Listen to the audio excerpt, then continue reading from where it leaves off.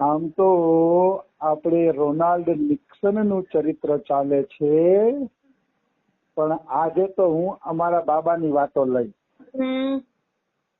કારણ કે આજ તો ગંગારામે મારી આત્માને ખુશ કરી દીધી. આજે ગંગારામ ભૈયાએ જે પ્રશ્ન કર્યા છે અને બાબાએ જે જવાબ આપ્યા છે એની કોઈ તુલના નથી. સત્સંગનો રસ શું છે એ જે લોકો જાણે છે ને એને ખબર હશે કે આજના દિવસે શું રસની વર્ષા થઈ છે. હાલાકી ઘણા ગુજરાતી ભક્તો બાબાનો સત્સંગ નહીં જ સાંભળતા હોય એટલે હું આ વિષય રિપીટ કરું છું, નહીતર મારે કોઈ જરૂર નથી. પણ મારા બાબાએ આજે જે સત્સંગમાં રસની ધારા જે વહાવી છે એક ક્ષણ માટે પણ મન આડા ચૂકવું નતું જાતું. એવી સત્સંગની અમૃત ધારા આજે વરસાવી છે કે મન પ્રસન્ન થઈ ગયું. મનમાં કોઈ શંકા તો નહોતી, પણ જાણે બાબાએ આપણા વિચારોમાં મોહર મારી દીધી હોય એવી રીતે મન પ્રસન્ન થઈ ગયું, આનંદથી ઝૂમી ઉઠ્યું. શું ચર્ચા થઈ છે રસમય. સત્સંગનો આનંદ તો ભાઈ આનંદ જ છે. લાખો કરોડો રૂપિયા જતા આવો આનંદ ક્યાંય મળે નહીં. આવો આનંદ ખરેખર પૈસા દેતા ન મળે. આવો આનંદ તો કેવલ કૃપાથી જ મળે. પૈસાથી આ વસ્તુ સંભવ છે જ નહીં.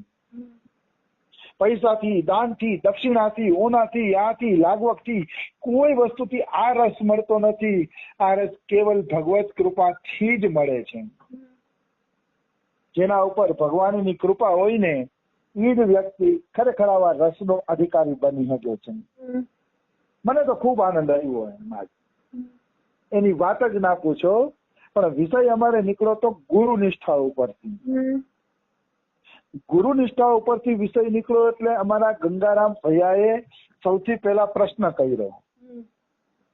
બાબા ગુરુ નિષ્ઠા ઉપર હોય ને ત્યારે પ્રશ્નોત્તરી આવે છે. બાબા એમ કહેતા હતા કે ગુરુ પ્રસન્નતા એ મૂળ કારણ છે. ભક્તિની અંદર જે લોકો ગુરુને પ્રસન્ન કરી લે છે એ વ્યક્તિની ભક્તિ સફળ થઈ જાય છે. અને બાબા એમાં એમ પણ કહેતા હતા કે એમ નહીં કે સીધા ગુરુ પાસે પ્રશ્ન કરી લીધા ને એમ નહીં.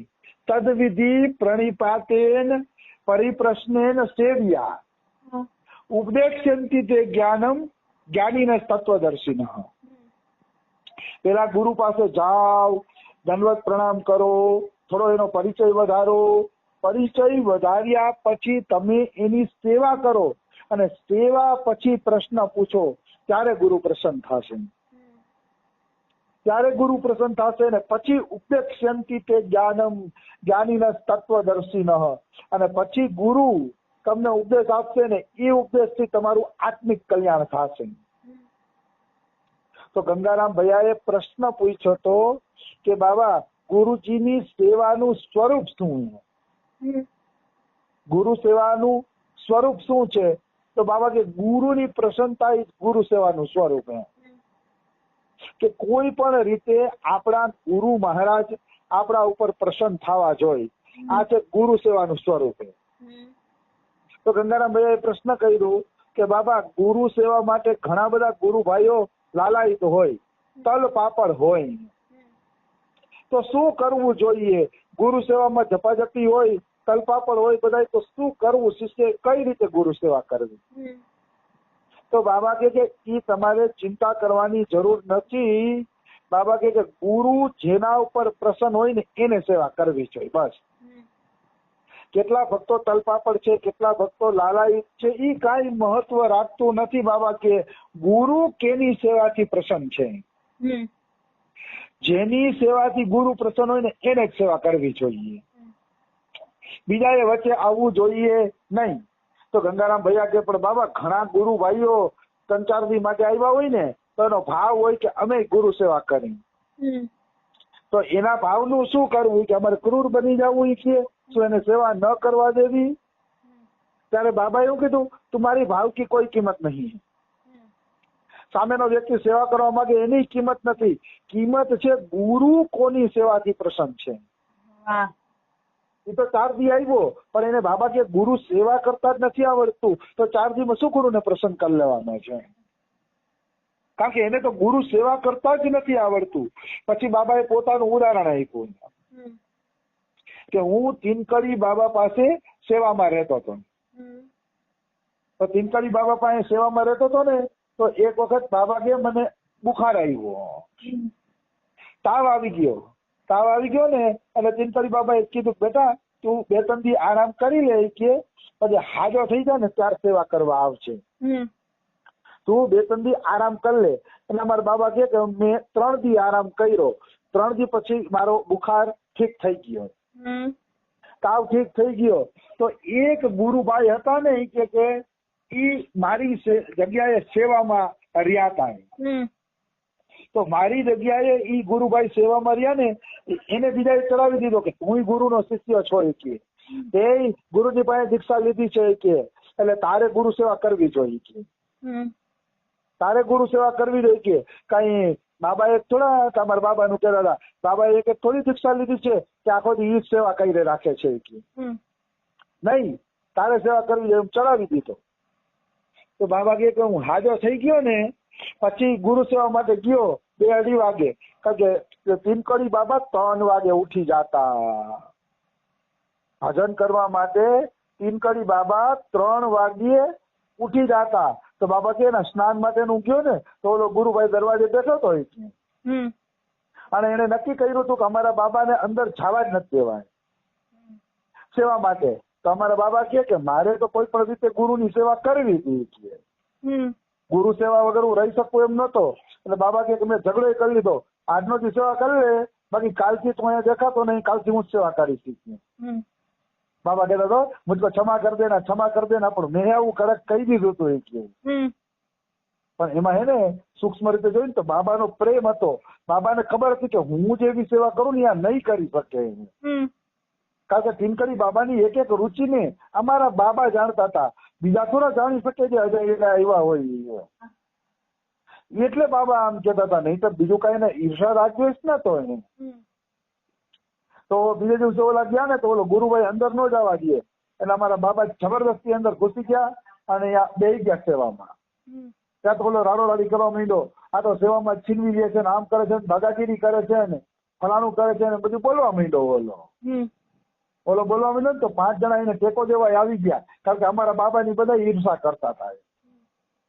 એટલે 5 જણા એને ટેકો દેવા પણ આવી ગયા અને બોલવા માંડ્યા આમ તેમ ને ફલાણું ઢીમકું ને. તો તીનકડી બાબા એવું કીધું બેટા અમારા ગુરુજીને કીધું તું વિરોધ ન કરીશ, તું વિરોધ ન કર, જા વહી જા, તું બધું થઈ જશે ઠીક છે. તમારા બાબા વયા ગયા, કારણ કે ગુરુજીએ કહી દીધું કે તારે ઝઘડો કરવાની જરૂર નથી, તું વયો જા, બધું ઠીક થઈ જશે. એટલે કે હું વયો ગયો. પછી 2 દી પછી અમારા બાબાએ મને સામેથી સેવામાં બોલાવ્યો, કારણ કે જે ગુરુભાઈ સેવામાં રહ્યો હતો ને એને સેવા જ નહોતી આવડતી. ગરમ પાણીથી તીનકડી બાબા નવડાવી દીધા. તીનકડી બાબાને કેટલું ગરમ પાણી જોઈ, માથા ઉપર કેટલું ગરમ પાણી જોઈ, એનું તો જટા હતી.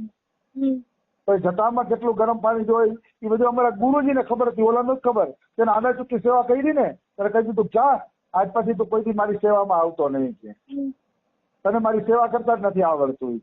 અને પાછા અમારા બાબાને સેવામાં બોલાવી લીધા. મતલબ આ ઉદાહરણનું હું એ સિદ્ધાંત કહેવા માંગુ છું કે નવા ગુરુભાઈ આવે ને તો એને સેવા દેવી જોઈએ નહીં. પેલા શીખ્યા પછી ગુરુને અનુકૂળ આવે તો જવા દેવા જોઈએ, નહીતર જૂના દયા નહીં કરવાની, કારણ કે ગુરુ જેમાં પ્રસન્ન છે એમ જ કરવાની.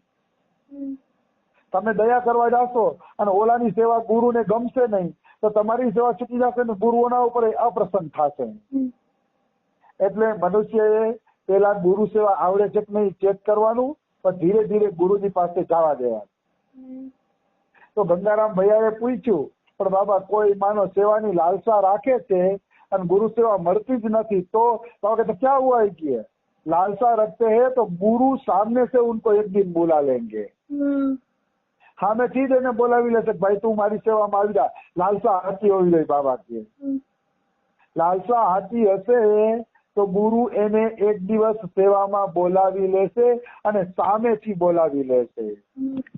એને કોઈ પણ પ્રકારના પ્રપંચ કરવાની જરૂર નથી કે હું આગળ આવી જાઉં કે દેખાડો કરું કે કઈ નહીં.